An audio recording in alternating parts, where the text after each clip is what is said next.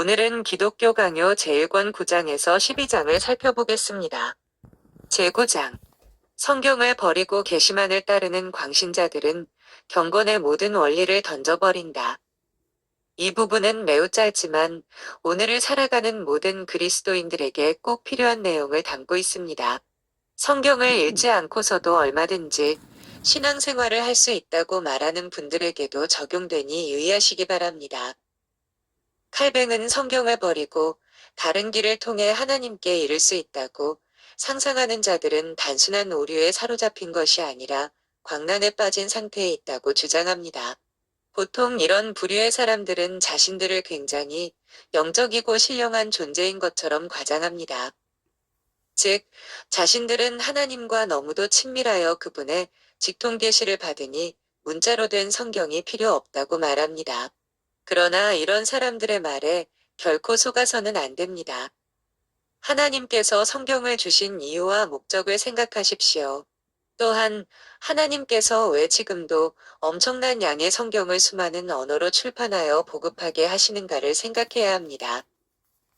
또한 디모데후서 3장 16절은 모든 성경은 하나님의 감동으로 된 것이다라고 선포하는데, 이는 그들이 주장하는 직통계시의 주체이신 성령님이 성경의 저자라는 것을 우리에게 분명히 보여줍니다. 성령께서 자신의 행위를 스스로 부인하신다니 말이나 됩니까? 칼뱅은 특별히 다음과 같은 교훈으로 이런 부류에 속한 사람들의 말에 현혹되는 사람들을 경계하고 있습니다. 주께서 성령을 약속하시며 뭐라고 말씀하셨는가? 성령께서는 스스로 말씀하지 않고 말씀으로 전달받은 것을 제자들의 심령에 주입하시는 분이라고 하시지 않았는가? 또 다른 보혜사이신 성령님도 하나님과 그리스도의 말씀에서 벗어나지 않으시는데 자신을 하나님보다 높이는 사람의 말에 귀를 기울이는 것은 매우 어리석은 일입니다. 또한 칼뱅이 인용한 말씀은 성령께서도 하나님의 기록하신 말씀에서 벗어나는 활동을 하지 않으신다는 것을 분명히 하고 있습니다. 이와 관련하여 또 다른 계시의 형태인 설교에 대해서도 짚고 넘어가야 하겠습니다. 칼뱅은 설교에 대해 다음과 같이 말합니다. 또한 사도 바울은 자신의 설교를 가리켜 영의 사역이라고 부른다. 이것은 의심의 여지 없이 성령께서는 성경이 담고 있는 자신의 진리 안에 내재하시기에 오직 그 말씀에게 합당한 존경과 위엄을 돌릴 때만 자신의 능력을 펼치신다는 의미이다. 이 말은 성령님의 위엄에 순종하고 그 가르침을 받지 않는 설교는 설교가 아니라는 의미가 됩니다. 오늘날 감히 하나님의 말씀으로 이루어지는 하나님의 말씀이 아닌 설교가 너무도 많이 행해지고 있습니다. 그런 설교는 예언을 멸시하는 것이며 성령을 소멸시키는 일입니다. 우리 안에 거하시는 성령을 무시하고서야 우리가 어찌 살 수가 있겠습니까? 그러므로 오늘을 살아가는 그리스도인들은 성경을 반드시 읽으면서 또 다른 계시인 설교도 분별력을 가지고 들어야만 합니다. 제10장. 성경은 모든 미신을 교정하여 유일하고 참되신 하나님을 제시하고 모든 이방 신들을 대적하게 한다. 성경이 하는 가장 큰 역할이 무엇일까요? 앞에서도 언급했지만 사람들은 매우 미련하고 영적으로 둔감하여 하나님에 대한 감각을 일깨우고서도 하나님을 자기 마음대로 만들어냅니다. 성경은 사람들이 이렇게 하지 못하게 하고 참되신 하나님을 알도록 안내하는 역할을 합니다. 하나님께서는 우리를 위해 성경에 자신을 계시하시고 드러내셨습니다. 그러나 그렇다고 성경이 하나님에 대해 전부를 다 담고 있지는 않습니다. 그것은 불가능합니다. 그럼에도 불구하고 성경은 우리가 꼭 알아야 할 정도로 무엇보다 우리의 구원을 위해 필요한 모든 것을 담고 있습니다. 특히 성경에 기록된 하나님은 독자적으로 자신을 소개하는 것이 아니라 우리와의 관계 안에서 자신을 드러내십니다. 모세가 그 형상을 묘사할 때 그는 사람들이 그분에 대해 알 수 있을 정도로 간결하고도 명확하게 말하고자 하였다. 그는 여호와에 대해 다음과 같이 말한다. 여호와께서 그의 앞으로 지나시며 선포하시되 여호와라 여호와라 자비롭고 은혜롭고 노하기를 더디하고 인자와 진실이 많은 하나님이라 인자를 천대까지 베풀며 악과 과실과 죄를 용서하리라. 그러나 벌을 면제하지는 아니하고 아버지의 악행을 자손 3, 4대까지 보응하리라. 여기서 우리가 주목해야 할 것은 하나님의 영원하심과 자존하심이 그의 기이한 이름을 통해 2번이나 언급되고 있다는 것이다. 그것에 더하여 그분 능력들이 언급되는데 이를 통해 그분은 우리에게 원래 홀로 계시는 분이 아니라 우리를 향해 계신 분이심을 보이신다. 또한 칼빈은 성경이 담고 있는 하나님 지식이 지닌 목적에 대해 하나님을 참되게 경외하는 중에 순결한 마음과 거짓 없는 순종으로 하나님 예배하기를 배우며 그분의 선하심에 전적으로 의지하는 법을 배우도록 하는 데 있다고 하였습니다. 칼빈은 성경을 통해 참된 하나님 지식을 가지지 못한 자들의 상태에 대해서도 말합니다. 즉, 성경을 모르는 자들은 그들의 허망함으로 만들어낸 거짓 신을 하나님으로 모시고 헛되이 예배하게 된다는 것입니다. 그러므로 우리가 참된 하나님을 알고 예배하기 위해서도 성경을 꼭 읽어야만 하는 것이 분명해집니다. 제11장 보이는 형상을 하나님께 돌리는 것은 불법하며 또한 일반적으로 누구든 우상을 세우는 자는 참 하나님을 거역하는 자다. 본장은 성상 숭배와 관련이 있습니다. 사전의 정의대로 하면 성상이라는 것은 예수 그리스도, 성모 마리아, 성인 또는 천사의 모습을 조각하거나 주조한 물건을 의미합니다. 이것이 허용된 이유는 주로 교육적인 목적 때문입니다. 눈으로 보는 것이 많은 것을 이해하게 해줄 것이라는 생각에 기초해 있습니다. 하지만 칼뱅은 성경의 근거를 들어 이것을 강력하게 배격하며 성상숭배가 아니라 우상숭배 우상숭라고 정죄합니다. 예배를 드림에 있어 형상을 배격하는 것에 대한 성경의 논증. 하나님에 대한 유일하고도 참된 증거자는 바로 하나님 자신이십니다. 하나님은 시내산에서 이스라엘 백성들에게 계명을 주시면서 어떤 형상도 만들어 섬기지 말라고 하셨습니다.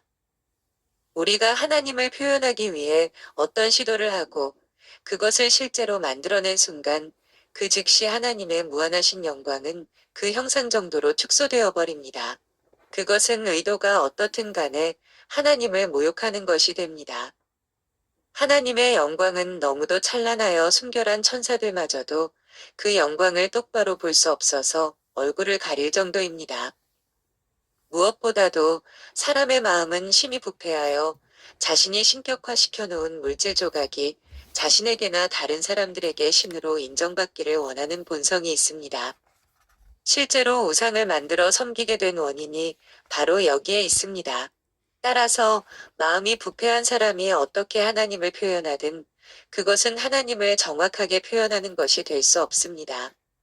그레고리 교황의 오류는 성경과 교부들의 반대에 직면함. 그런 우상을 통해 하나님에 대해 배우는 것은 다 헛된 것일 수밖에 없습니다. 만일 그런 형상을 통해 하나님에 대해 무언가를 배울 수 있었다면 하나님께서 그토록 일관성 있게 우상을 만들지 말라고 하지 않으셨을 것입니다. 우상은 사람의 마음을 더욱 부패하게 만들고 참되신 하나님을 아는 데 방해물이 될 뿐입니다. 하지만 그레고리 교황은 그런 형상들이 무식한 자들에게는 교과서와 같다고 말하며 용인하였습니다.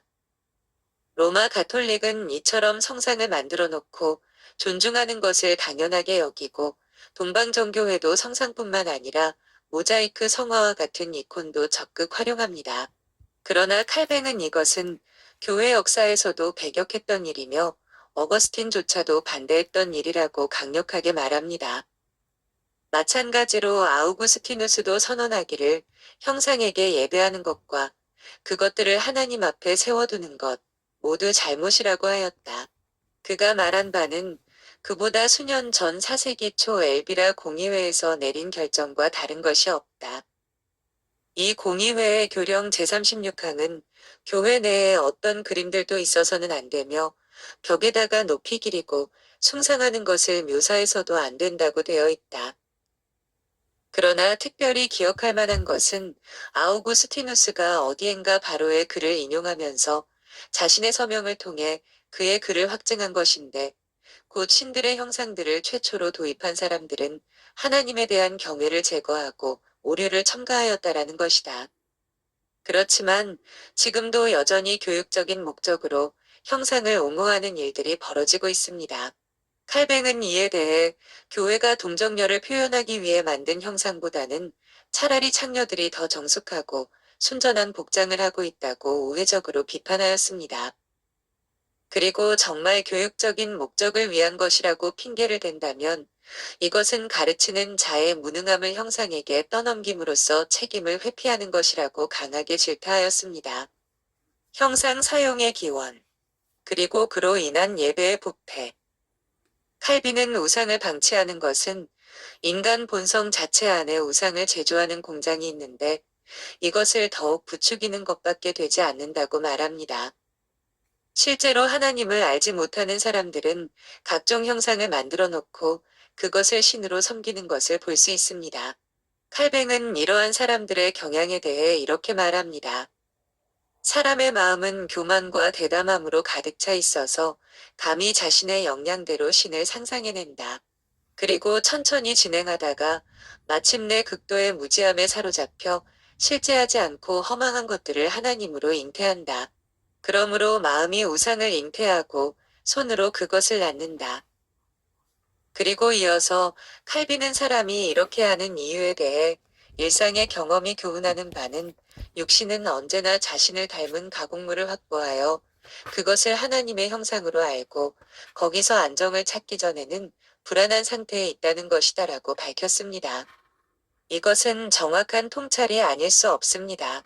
실제로 사람들은 우상이 말하지 못하는 돌과 금속으로 만들어진 것임을 알면서도 그것의 의미와 신적 위엄을 스스로 부여하여 섬기는데 이는 그것이 자신을 돌봐주기를 간절히 바라기 때문입니다. 어떤 사람들은 그 형상을 신으로 섬기는 것이 아니라 그 형상에 임재하는 신을 경배하기 위한 것이라고 둘러댑니다.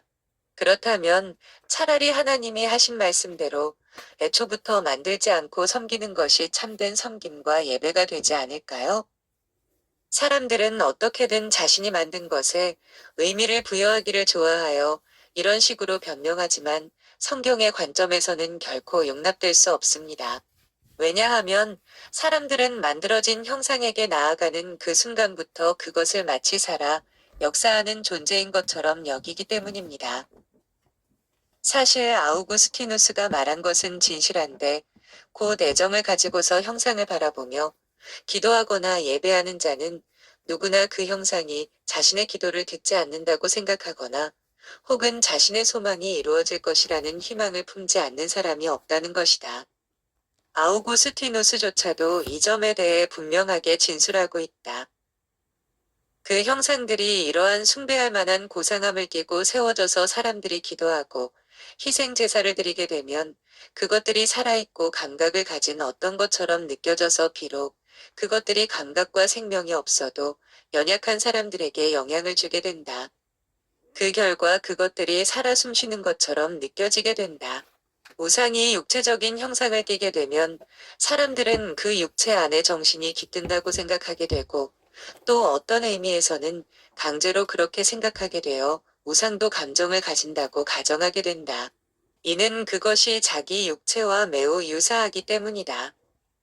그럼에도 불구하고 칼뱅은 교황 예찬자들이 형상들에게 드리는 존귀는 어디까지나 봉사이지 예배가 아니라고 변명을 댄다고 정죄합니다.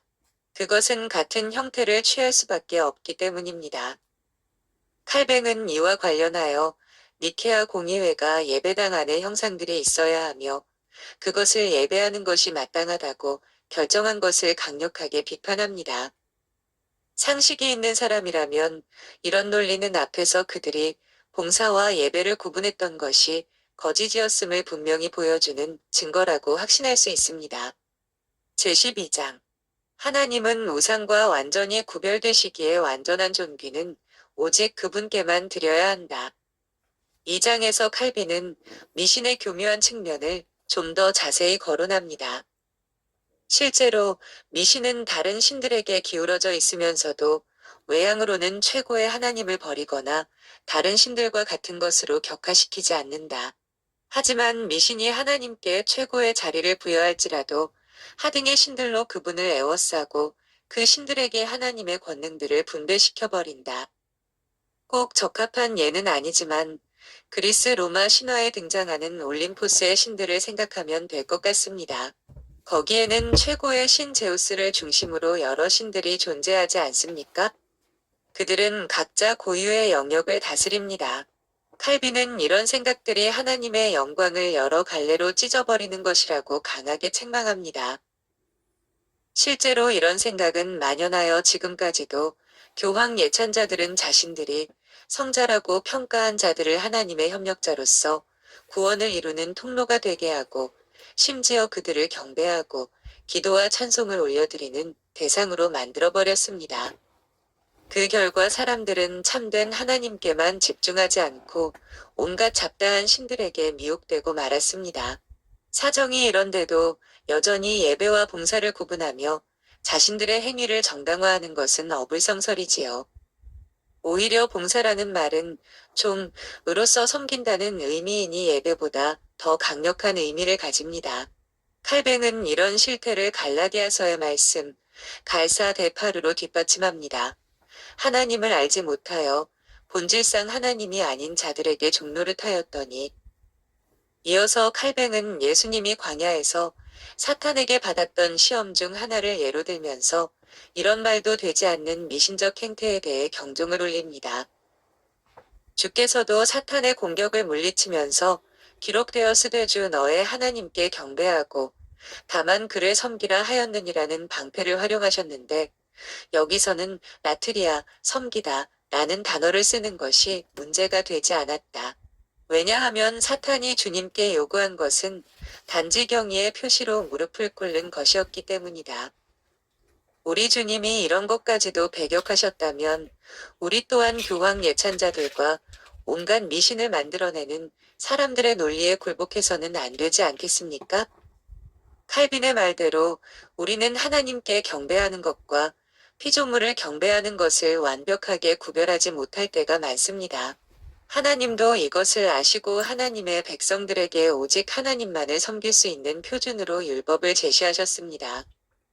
그 율법에 오직 하나님 외에는 어떤 형상도 만들지 말고 섬기지 말라고 했으므로 우리는 결코 미신의 오류에 빠져서는 안 됩니다.